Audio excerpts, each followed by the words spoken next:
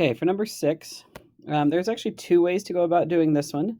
The first way is to just say, I'm going to go through and clear these denominators. So I'm going to multiply through by x plus 2 and x minus 1. If I do that, the x plus 2 cancels here, so I'm going to multiply the 3x times the x minus 1.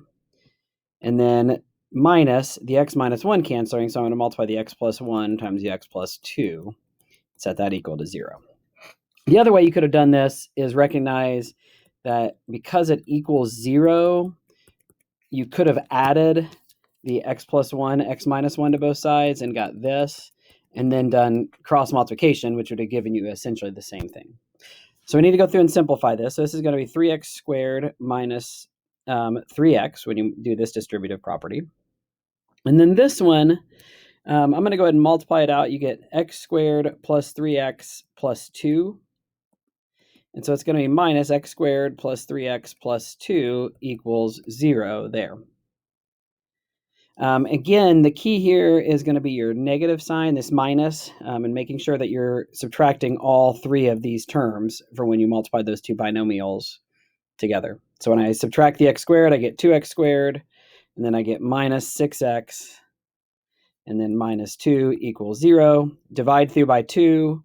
I get x squared minus 3x minus 1 equals 0. That's always a good idea. It's going to save you simplifying complications later in the problem if you can simplify at the beginning of the problem.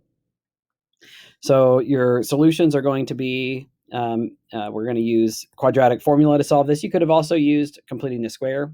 So remember the quadratic formula, negative x plus or minus b squared minus 4ac all over 2a. And that's going to give you a negative 3 plus or minus square root of negative 3 squared minus 4 times 1 times negative 1 all over 2 times 1, because a is 1, b is negative 3, and c is negative 1.